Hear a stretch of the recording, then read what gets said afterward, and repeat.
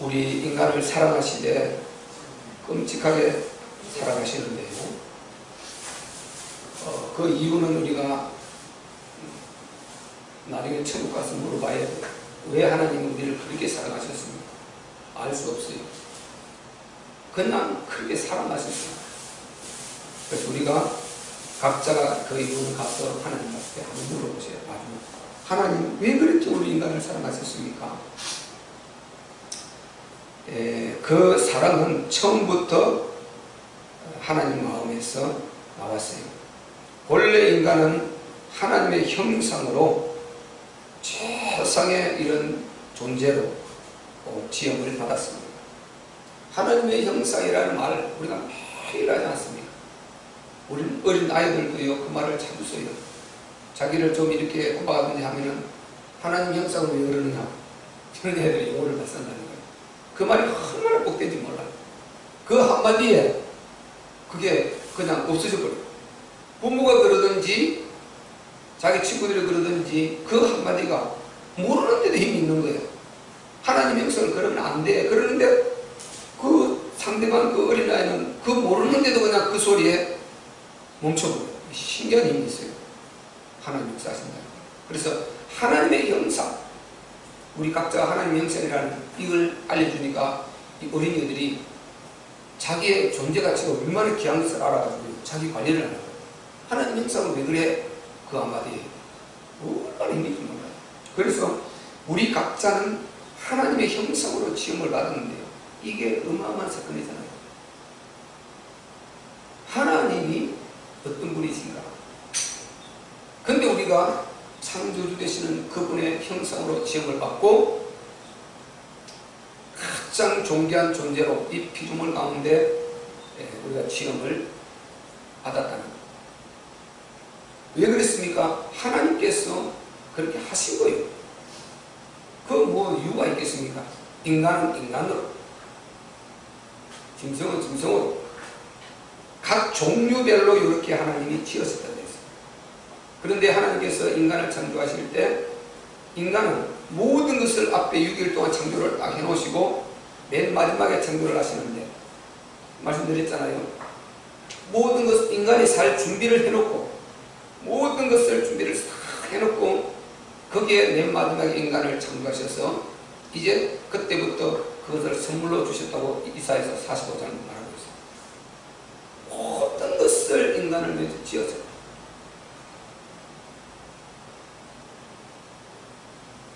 그래서 하나님께서 처음부터 창조를 시작하실 때부터 인간을 그렇게 구별해서 사랑하시면서, 그래서 우리는 내가 인간이라는 것이요, 이게 두 가지 면에서 굉장히 중요한데요.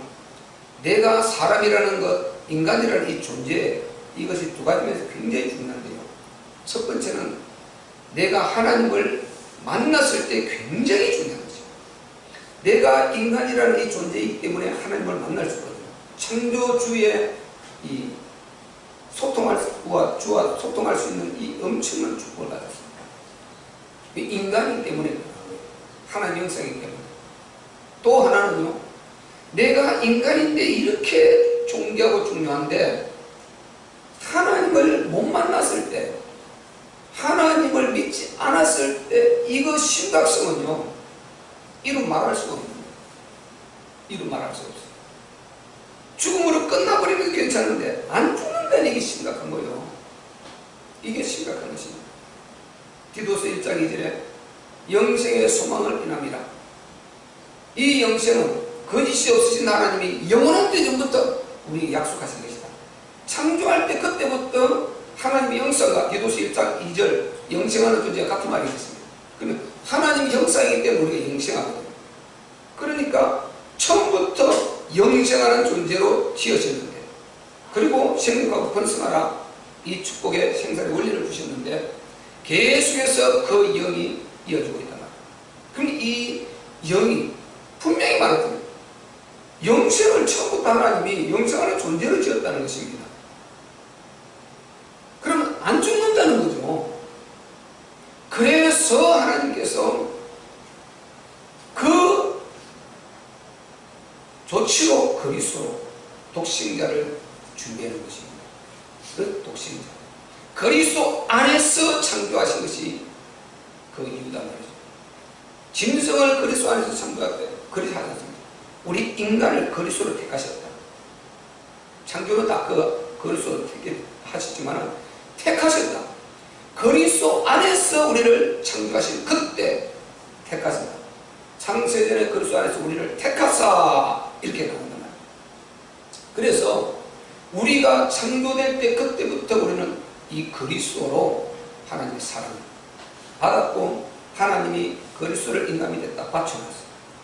어떤 문제가 생겨도 그리스도로 독생자예요.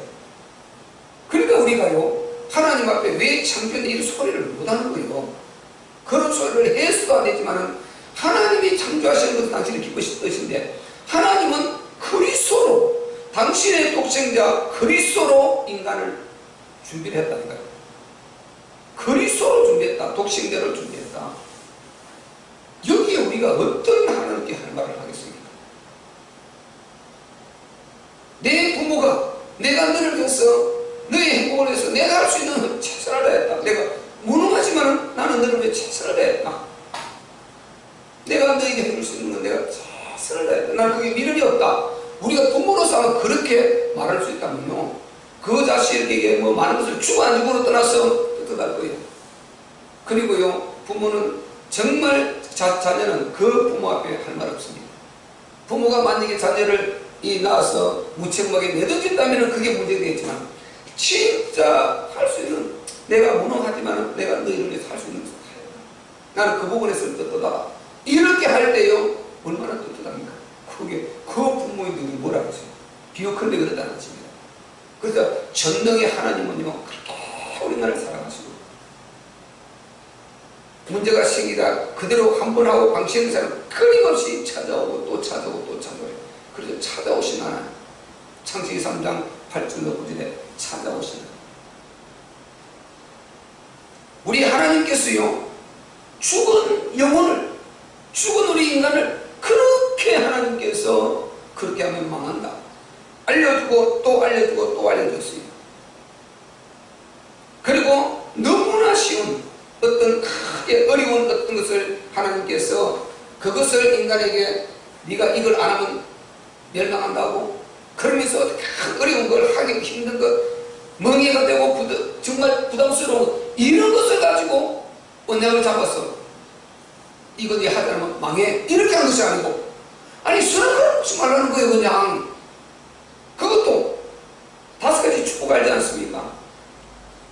부족한 것이 뭘 틀린 것도 없이 완벽한 나무를 줬어요. 우리 인간에게 5가지 축복 완벽한 걸 주었다니까요. 나는 이거를 찾아서 정리하고 나서 기가 막힌 거예요. 이야 에덴은요 정말 이 에덴 동산 사건이 이 엄청난 사건이구나.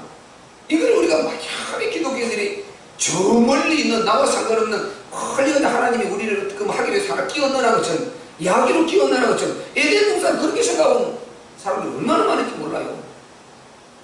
모든 문제는 그게 풀어져야 돼요. 그게 해결이 돼야 된다니까요. 그런데 에덴의 이 5가지 축복 완전하게 하나님이 인간을 사랑하죠. 그러니까 인간이 하나님 앞에 빗나가야 될 이유가 하나도 없는 것입니다. 근데 하나님을 도전했다. 보좌를 도전해서 그래도 하나님의 보좌를 그래서 인간의 죄가요 심각성을 우리가 잘 알아야 됩니다. 하나님의 보좌를 도전했다니까요. 그냥 조금만 실수가 아니에요. 내가 이것을 먹는 날에는 하나님과 같이 되어 이렇게 말했다니까요. 사단이 그렇게 속였는데 하나님이 되려고 바꿔 말하면 먹었다 이 말이고요. 그래서 너무너무 심각한 것입니다. 단순한 이 죄가 아니에요. 하나님이 되려고 한 이 죄요. 이건 엄청난 죄거든요. 이거는 그냥 입에 담을 수 없는 죄악이죠. 입에 담을 수 없는 죄. 이 죄악을 범하는 그만큼 인간이요 심각성, 이 인간의 죄라는 게 심각한 것입니다. 그래서 그 죄를 타고 오는 이 역사들이요 심각한 문제를 일으키는 것입니다. 근데 하나님께서 그 정도 되면 우리가 인성을 가진 우리가 가지고 있는 인격과 우리의 이 감성을 볼 때요 내든지 그러지 않겠어요? 그건 죽든지 살든지 돌아다 보지 않을 건데 하나님이 그렇게 하지 않으시고 찾아오셨어요. 그래서 하나님께서 그를 구원해 주시고 계속해서 방치하지 않고 언약을 주고 또 선지자를 세워서 또 증거 이렇게 계속 하신 거죠. 아무리 그렇게 해도요 계속 떠나고 하나님을 떠나고 또 떠나고 이렇게 해서 흑암 속에 빠져가지고 사단의 공격을 받아서 시달리고 고통당하고 괴롭고 고통 허하고 갈증나고 불안하고 두려움 이런 인생을 계속 살아가는 거죠. 아니 들어오면 되는데 안 들어와요. 안 들어오고 그 속에 계속 있는 것입니다. 안 들어오고 어느 날의 재앙을 계속 만들어가는 거예요. 어느 날의 재앙이 이 말이 굉장히 중요합니다. 우리는 정말 기도해야 되고요. 어쨌든 우리가 어느 날의 재앙만큼 우리에게 비켜가야 돼요. 우리는 하나님의 자녀이니까 비켜갈 줄을 믿습니다. 아멘. 당연히 하나님께서 그렇게 역사하실 줄이고요. 어느 날의 재앙이 와요. 우리 요즘도 안타까운 그런 소식들을 듣고 있지 않습니까? 그게 왜 우리 가정에, 왜 우리 사업장에, 왜 나에게, 왜 우리 가문에 이렇게 되는 것이에요. 너무 아픈 거예요. 그러고 나면 그 다음에 법이 만들어진다니까요. 그가 희생을 당해야 돼요. 그러고 나면 그 다음 데는 혜택을 보는 거예요. 그래서 우리가 그 속에 있지 말아야 된다. 어쨌든 그 속은 비껴가야 된다. 그런 불행은 다시는 우리에게 와서는 안 된다. 그래서 우리가 남은 자로서의 성경을 보니까 내가 여러분에게 선포를 하는 것이 아니고 성경에 그렇게 남은 자의 축복을 선포를 하고 있어요. 하나님이 보장을 하고 있어요. 나는 그것을 확실히 믿어요. 그래서 우리가 진짜 언약을 붙들고 남은 자면은 어떤 정말 이 사단의 공격도 하나님께서 막아주시고 피하게 해줄 줄로 믿습니다. 그 역사들. 그러니까 그 속에 계속 묻혀있는 것입니다. 사람들이. 오늘 그 부분을 갖다가요 지금 1절부터 2절까지 표현을 쭉 해주고 있어요. 신약성경이 그대로 나오는 이야기예요. 그래서 전에 고통하던 자에게는 흑암이 없으리로다. 지금 그 속에 하나님을 떠나서 누가 떠나라 그랬으면 안 떠나는 그 속에 지금 빠져 있었던 것입니다. 그래서 전에 고통하던 자에게는 흑암이 없어요. 하나님을 찾아오신 것입니다. 바꿔 말합니다. 그게 떠나 망해 있는데 하나님 찾아가신 것입니다. 2절 보세요. 흑암에 행하던 백성이 큰 빛을 보아 찾아오신 거예요. 그 흑암에 묻혀서 어둠에 이 세상에 흑암에 묻혀가지고 염려, 근심, 걱정, 불안 이게 허전하고 공허하고 정말 사단이 갖다주는 여기에 공격을 받아서 인생 문제에 시달리고 고통 가운데 있는 그 흑암에 행하던 그 속에 찾아오신 것입니다. 하나님이 찾아오신 거예요. 그래서 백성이 큰 빛을 보고 사망에 걸린 땅에 거하던 자가 자에게 빛이 없도다. 생명의 빛으로 찾아오신 것입니다. 생명의 빛으로 찾아오셨습니다. 우리도요 하나님을 모르고 우리 조상의 배경, 이 조상의 배경이 중요하다. 그것을 역으로 풀면 풀린다 그랬죠. 우리는 역으로 풀면 풀려요. 역으로 풀어 올라가면요 반드시 하나님을 떠난 조상이 있어요. 우리 불신자들 중에서요. 지금 예수를 믿지 않는 그 불신자들 중에서 보면요 역으로 풀면 딱 풀려요. 그 대가 100년이었는지 1000년인지 몰라요. 그 대에 올라가면 하나님 떠난 부분이 딱 나옵니다. 어떤 동기에서는 알 수가 없어요. 왜 우리가 이 정확한 답을 가질 수 있습니까? 첫사람 아담을 회복시켜서 완전한 언약을 주어서 내버리거든요. 이런 근본이 복음의 흐름을 모르면요 이런 이해가 잘 안 돼요. 첫사람 아담을 회복시켜서 완전히 구원의 언약을 구원해가고 회복시켜서 언약을 주어서 이 세상 살아가기에 부족함이 없도록 해서 내버렸단 말이죠. 떠나야 될 이유가 없도록 해서 내보내냈다는 거죠. 그래서 우리가 불신자들은 최초의 아담을 구원을 안 했다면 다 줄줄이 다 불신자고 망해 있어야 되죠. 노아 후손들 다 마찬가지. 노아를 살렸잖아요. 그리고 그 언약 그대로 또 주지 않습니까? 그런데 떠나 있다 이 말은 누군가 떠난 거죠. 하나님 믿지 않고 있다 이 말은 그 후대에 누군가 떠난 거죠. 딱 있습니다. 거기서부터 걸려버린 거예요. 그래서 이 불신 영혼들 배경이 있다. 그 배경 때문에 예수를 지금 모르고 있는 것입니다. 우리도 그 배경 속에 있었는데 망했는데 하나님이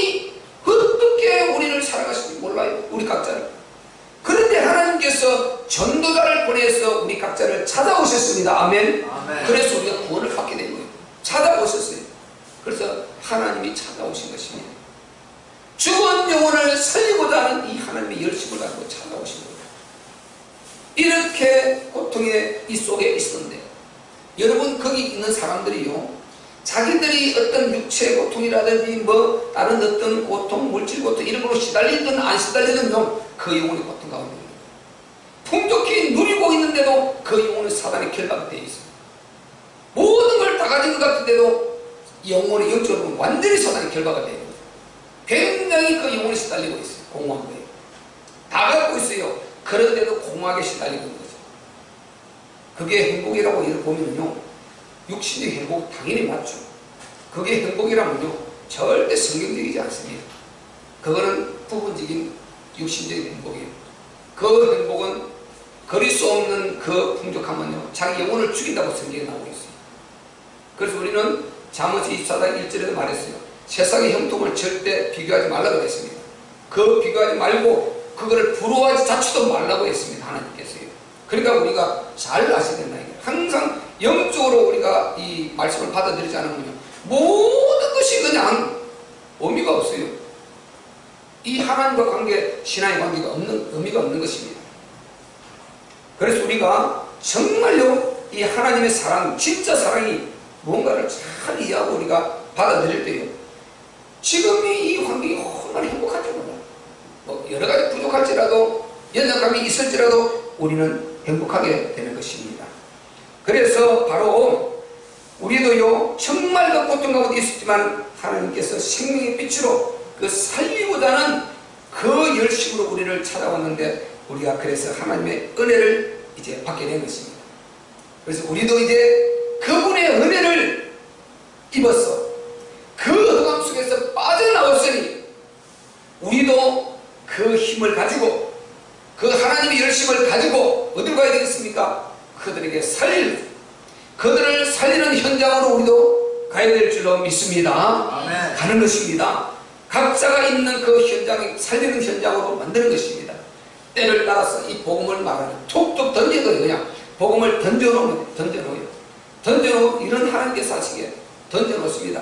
복음을 던져놓으면요, 이제 내가 복음을 말하면 여러분이 중요합니다. 여러분이 입을 닫고 있으면 절대 그 안에 뭐가 들을지 몰라요. 그래서 어떤 사람 직장생활 하는데요, 아니 10몇 년, 20몇 년 그거 같이 우리 부장 과장님 같이 있었는데 한 사람 한 번도 그가 내보고 예수님 믿더라 안 해도 그 간증이 나와 있어요. 그 과장이 자기 회사 같이 자기하고 그렇게 뭐 20몇 년 있었는데 한 번도 몰랐다. 나중에 보니까 또 교회에서 만났어요. 부모님이 어디 가서 만났어요. 그거 같이 앉아있더라는 거예요. 충격받았다는 거예요. 자기 나중에 공부받은 이게 첫사랑 경험하는 사람이 이야기하는, 간증하는 것이 이렇게 되면 안 된다니까요. 자기는 살려고 하면서 한 번도 복음을 안 전했다는 거예요. 그래서 우리가 복음을 한 번째 던져놓으면요, 아, 저 사람은 예수 믿는 사람이구나. 그러면 다음에 이제 종교 이야기가 나올 때 물어본다니까요. 종교 이야기 나올 때 물어본다니까요. 나인데. 그런데 내가 던지지 않았을 때는 전혀 내인데 물어봐야 될 이유를 못 찾아요. 근데 내가 던져놨을 때 어떤 종교적인 이야기, 영적인 이야기, 이런 세상의 문제가 터졌을 때 이야기를 걸어온다니까요. 그때 전도지 준비했다가 주고 복음 전하는 이런 역사로 만들어가야 되는 것입니다. 우리 하나님의 열심을 가지고 오늘 우리가 그 역사를 현장에서 이루어가시기를 주의 이름으로 축원합니다. 그래서 우리가 죽은 영혼 살리고자 하는 이 하나님의 열심 내 안에 가져야 돼요. 하나님께서는 우리를 사랑하시되 말씀드린 대로 무엇으로 사랑했습니까? 독생자로. 독생자란 말은, 성경에서 독생자란 말은 늘 말씀드리지만은 하나님이 가장 귀합니다. 더 이상 하나님은 전능의 신임에도 불구하고 더 귀한 것을 줄 수 없어요. 더 귀한 것을 내놓을 수 없는 거예요. 하나님이 내놓을 수 있는 최고의 것, 이것을 독생자로 표현합니다. 성경. 그게 독생자, 그게 그리스도입니다. 그리스도. 그래서 하나님은 우리를 사랑하시되 독생자로 이렇게 사랑하셨어요. 그게 바로 담보 언약 아닙니까? 담보 언약. 창세전에 그리스도 안에서 우리를 택하셨다. 고린도전서 2장 7절에요. 오직 바로 비밀한 가운데 있는 지혜를 말하는 것입니다. 이 지혜는 하나님께서 우리의 영광을 위해서 만세전에 그때부터 감추어져 있었던 그것을 지금 바울이 증가하게 됐어요. 우리의 영광을 위해서 만세전에 하나님께서 이미 독생자 그리스도를 준비하셨는데 그 그리스도가 지금 하나님의 시간표에 나타나셨다는 것입니다.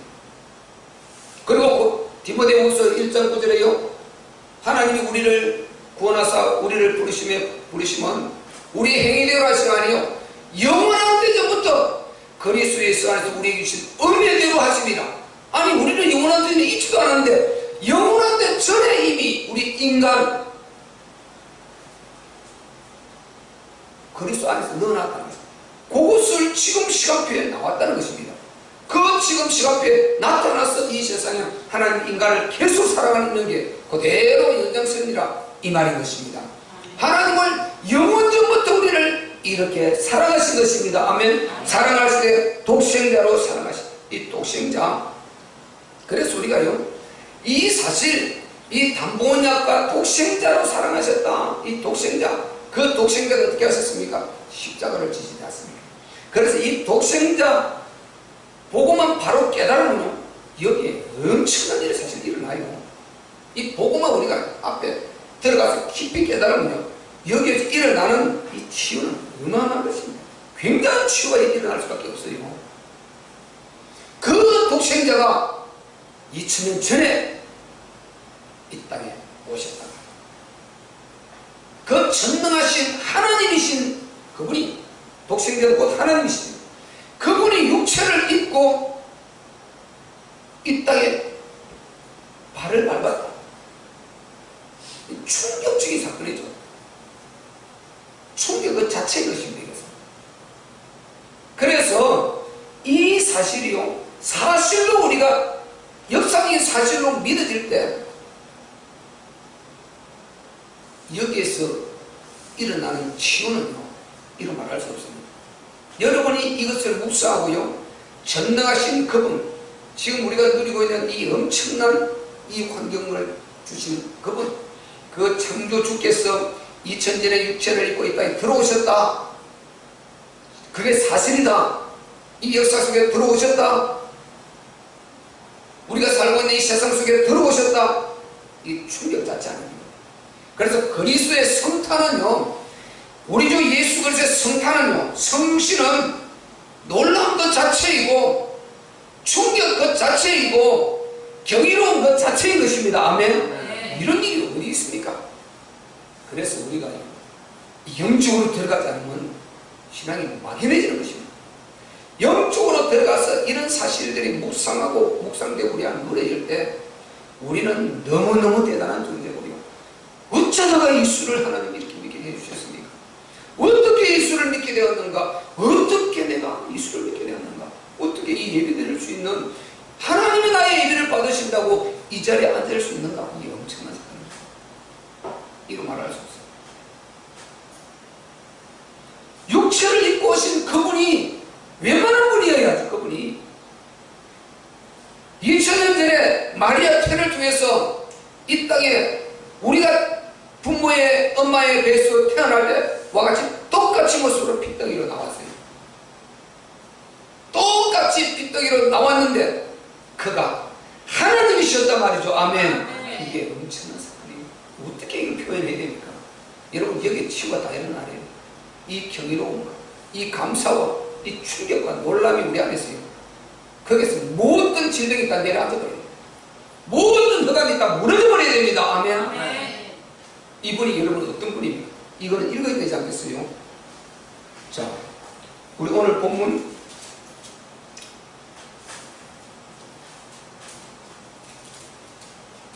9절을 자 6절 읽겠습니다. 6절 자 시작. 이는 한 아기가 우리에게 낳고 한 아들을 우리에게 주신 바 되었는데 그 어깨에는 점사를 배웠고 그 이름은 기묘자라 모사라 전능하신 하나님이라 영존하시는 아버지라 평강의 왕이라 할 것임이라. 아멘. 여기 여러분 삼일째 다 나오잖아요. 아기가 태어났는데 그가 하나님이래요. 예수 그리스도는 하나님이십니다. 아멘. 육체를 입고 그분이 태어나시는데 하나님. 여러분 예수님이요 성자 하나님, 여러분 예수님을 하나님이라고 불신 자들에게 선포를 해야 돼요. 그리스도는 하나님이십니다. 제자들이 이게 안 믿어져서 도망나갔잖아요. 이 사실에 안 믿어져서 도망나갔잖아요. 왜 감람산이 그렇게 대단합니까? 이 강단은 감람산 강단이에요. 저는 하늘에 지금 보좌와 이 땅가 맞닿아 있는 그 정점의 부분, 감람산, 예수님의 이 땅의 마지막 강단, 이 감람산 강단이에요. 저는 이걸 깨닫고 선포했지 않습니까? 우리 참미교회는 감람산 강단이다. 나는 죽을 때까지 이 그리스도의 이 복음을 증거한다. 하나님 나라 복음을 증거한다. 예수님이 딱 발을 떠서 520명이 보는 현장 가운데서 올리고 가셨어요. 그 마지막 정점이 하늘 보좌와 땅과 우리 피조개와 있는 그 정점이 이 감람산 예수님의 마지막 강단이라니까요. 거기에서 딱 올라가시면서 이제 다시 재림하실 때까지는 볼 수 없어졌죠. 육체를 입고 마지막으로 하신 말씀에 섰던 그 강단, 항상 기도할 때는 그 기도를 하고 있어요. 그래서 우리 참교회는 주님 오시는 그날까지 이 복음이 선포되어야 되고, 이 복음을 통해서 진짜 수많은 영혼들이 답들이 나와야 되고, 우리 성도들이 이 진짜 복음을 안다면 전달하기 위해서 아직 안달이 되어야 돼요. 어쨌든 이 복음을 전달해야 된다.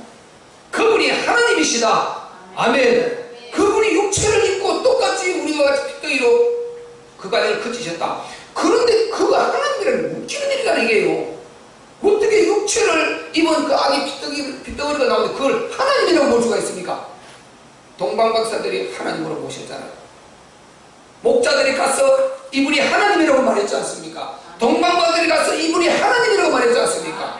그분이 하나님, 여기 보세요. 하나님. 아기로 태어났다고 분명히 말했지 않습니까?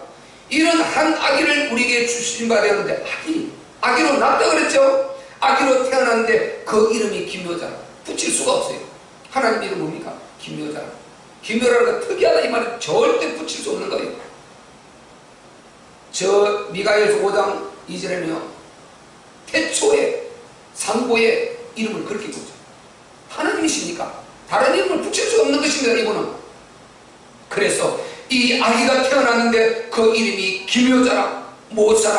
모사라는 것은요, 이 세상에 모든 사람이 머리를 다 모아서 깨를 짜도 이분을 당할 수 없는 그런 모사요, 전능의 지혜자 이 말인 것입니다. 모사요, 전능하신 하나님이라. 보세요.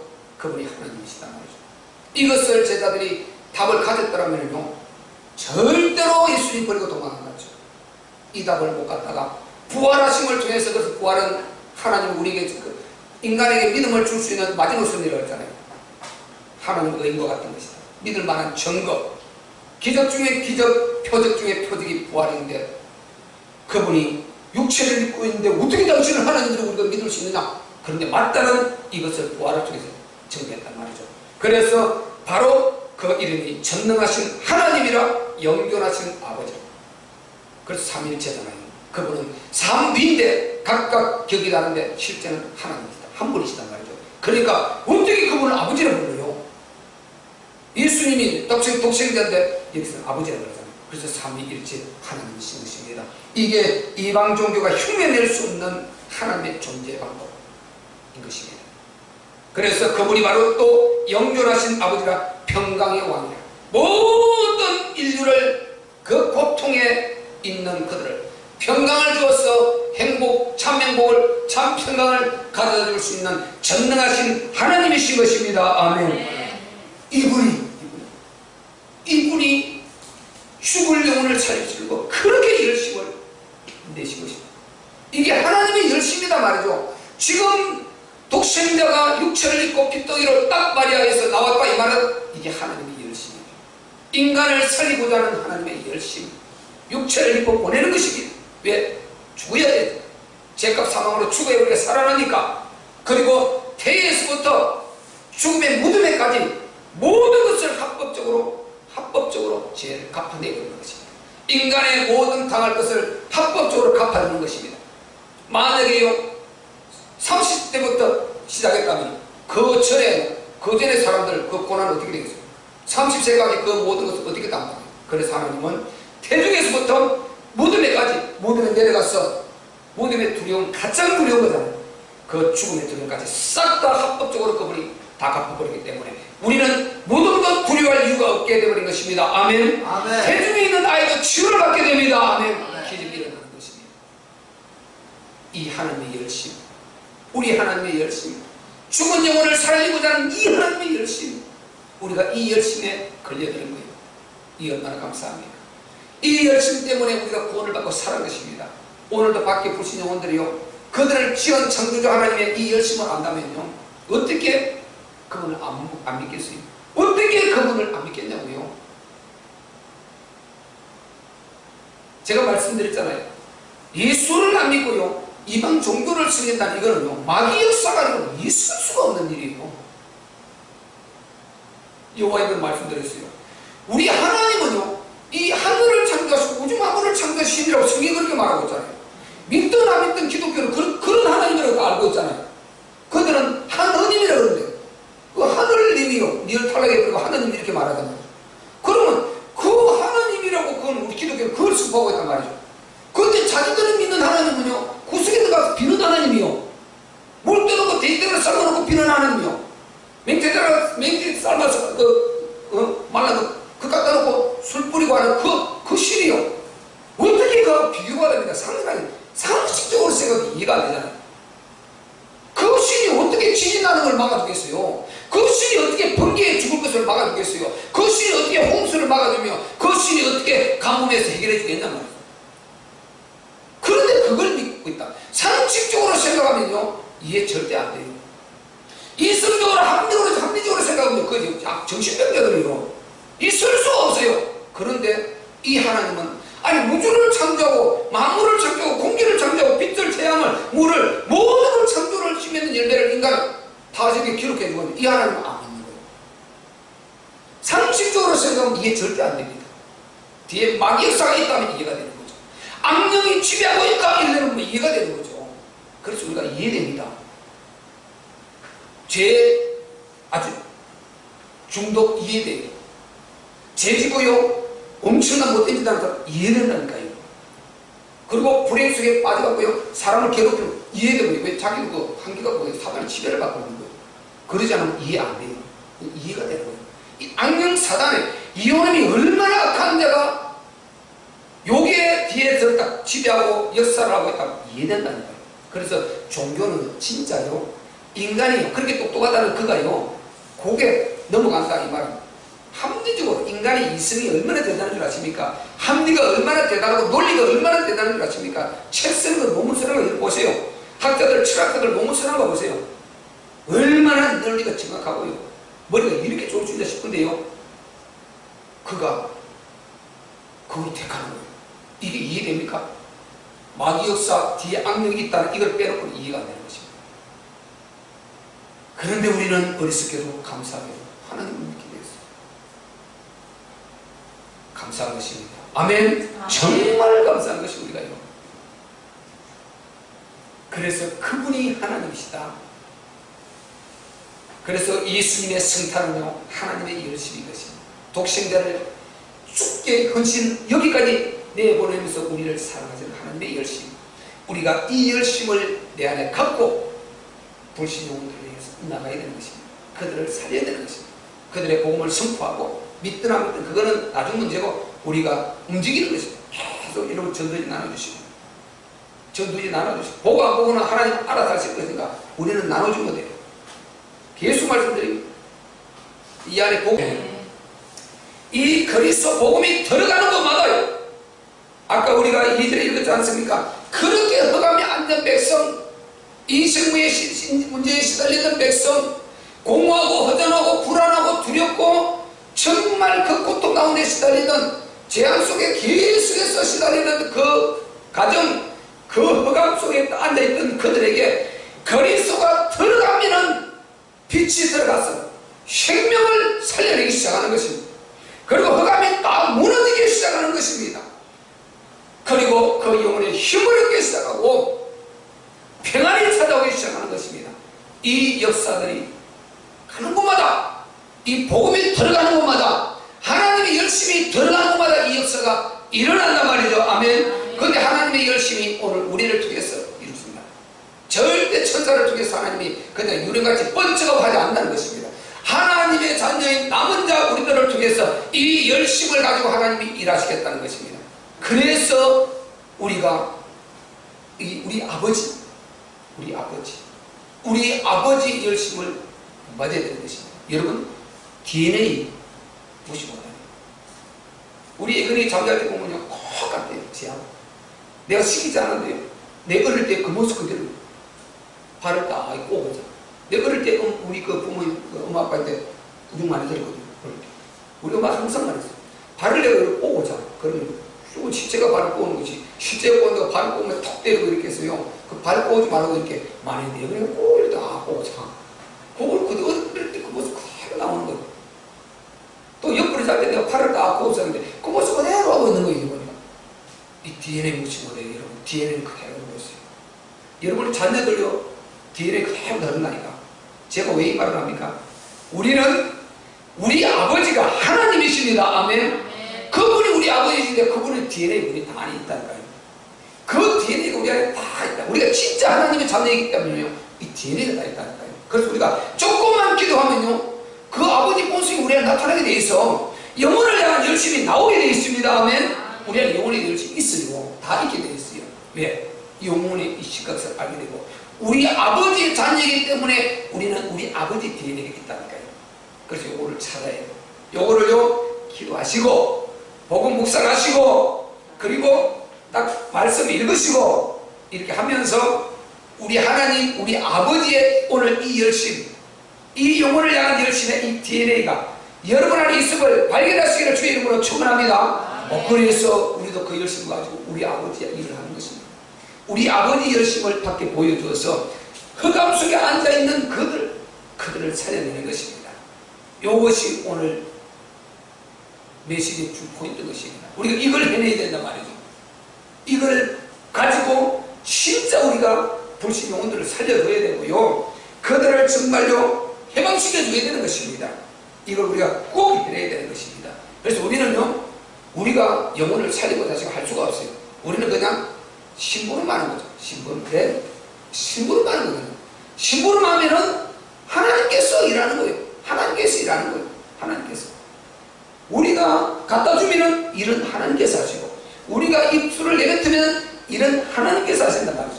그래서 하나님께 우리가 그 열심을 가지고, 우리 아버지 열심을 가지고 우리는 심부름 하면은 아버지께서 믿기로 작정된 자는 다 살리시더라는 것입니다. 그래서 우리가 요 역할을 해줘야 되는데, 심부름 요까지는 너희가 감당해라. 우리 아버지께서 요렇게 부담감을 우리에게 주셨다니까요. 요거는 너희가 해라. 내가 절대로 요거는 너희 것을 묻지 않을 것이다. 그러면서 그걸 우리 주었는데, 자녀인 우리가요, 요것을 안 하고 있습니다. 내가 하나님 자녀가 생각해봐요. 여러분, 내가 전도 안 하면 내가 하나님 자녀가 맞는가 생각해봐요. 이 말이 재밌는 말입니다. 여러분, 재밌으면서 심각한 말입니다. 내가 하나님 자녀 맞는가? 우리 하나님 그렇게 하지를 않았거든요.